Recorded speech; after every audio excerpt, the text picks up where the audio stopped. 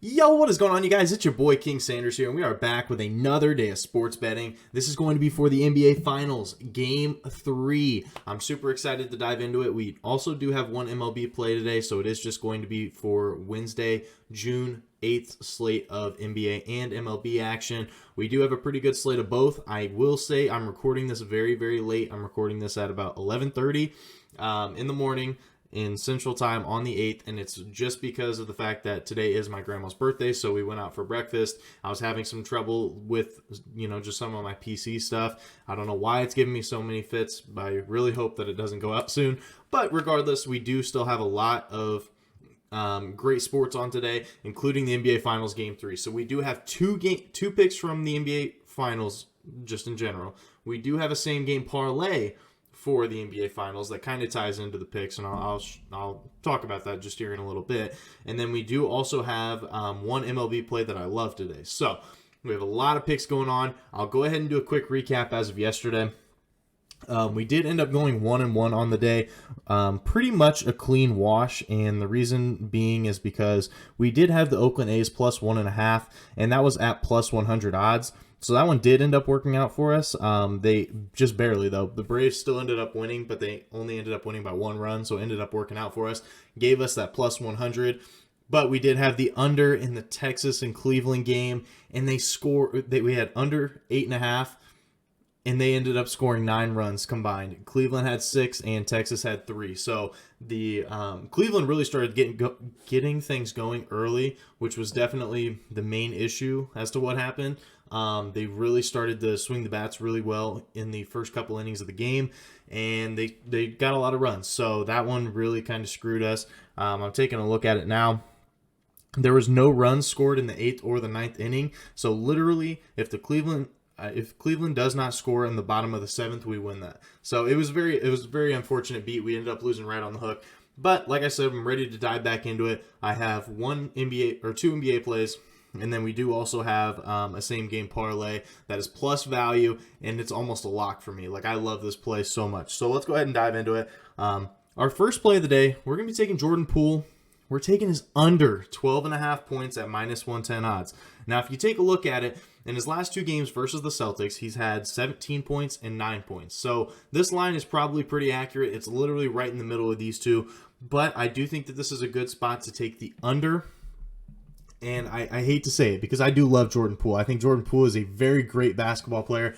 But with Steph Curry on the floor, I just think that it's going to be much more of a star-heavy game when it comes to things like these. But I still think this is a good spot for his under.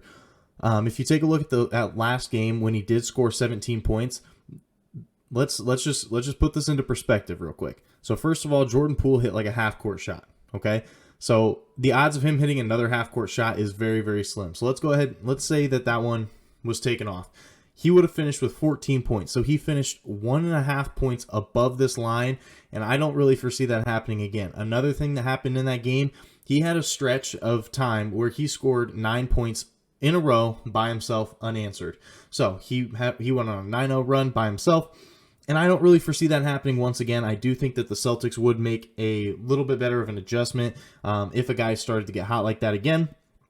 But now let's go ahead and get into some stats real quick. So first things first, Celtics allow the 4th fewest points per game to opposing shooting guards. When the Warriors do run the Steph Curry and Jordan Poole kind of combo there, normally Jordan Poole is looking at more of the shooting guard minutes, but he also does play some backup point guard anytime that Steph is off the floor, and they allow the 7th fewest points per game to opposing point guards. So they don't allow a lot of points to guards just in general, so I do think we see a little bit of value there. Also, Boston is 23rd in the entire NBA in pace or possessions per game, which is a lot slower than the Golden State Warriors. So they are going to be losing a couple possessions with that. Also, it is set at a 212.5 over-under, which is definitely not very high, and you got to think about if you were to split that in half, it'd be 106 per team, roughly. So 106 per team. Steph probably going to be close to 30. Excuse me. But Steph's probably going to be close to 30. So that leaves you with about 70 points for the rest of the team. I just think Jordan Poole is going to finish right around double digits, and he's going to stop right about there. Also, Boston, they allow the 6th fewest points per game to opposing teams just in general. So obviously they're a great defensive team, and they don't really give up a ton of points just in general. Also, they are the best in the NBA in defensive efficiency. So they have been really, really good on the defensive side of the ball. And I do think that they are going to be focusing a lot on Jordan Poole and making some of the role players score a little bit more.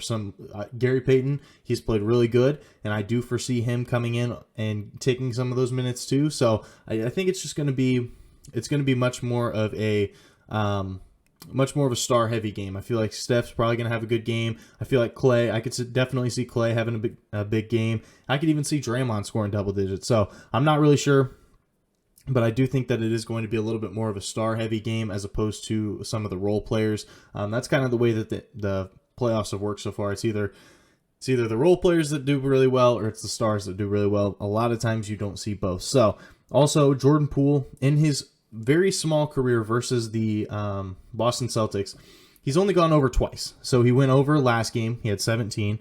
Then he had 9 in game 1.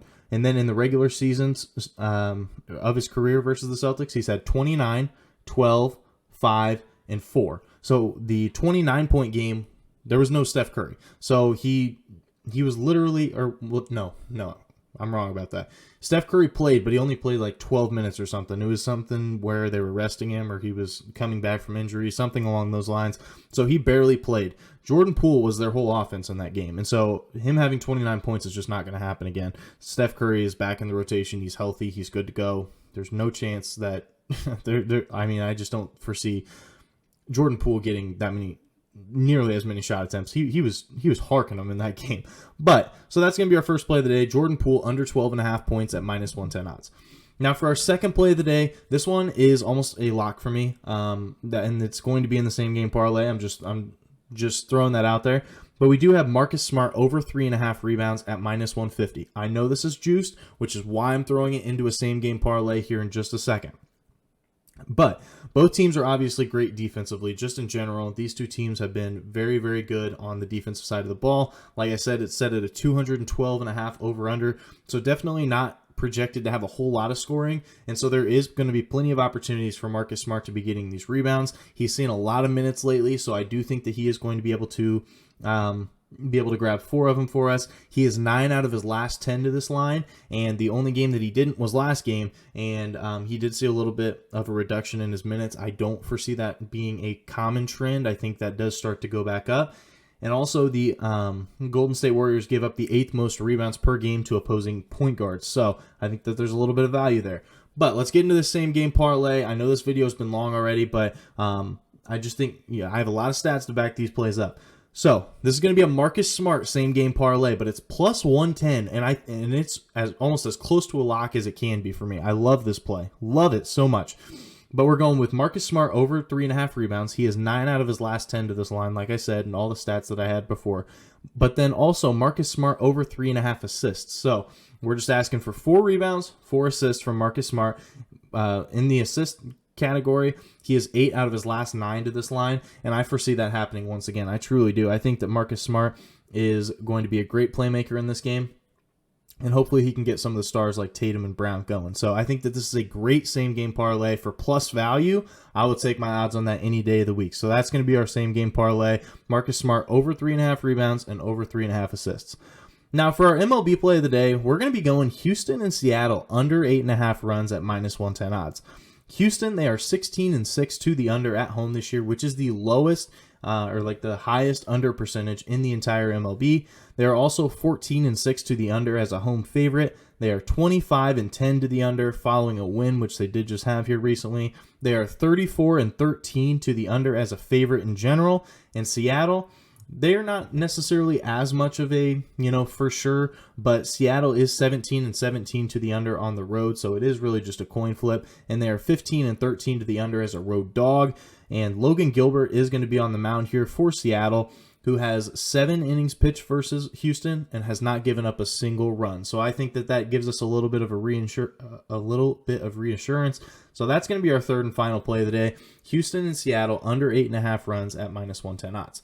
So that is going to do it for today's video. If you guys did enjoy, make sure you guys do like, comment, subscribe, and turn on that notification bell so you guys know whenever I post. Like I said, we are on the road to 7,000 subscribers, so make sure that if you guys are new here, make sure that you guys are subbed. But that's going to do it for me. This is King Center signing out. Peace.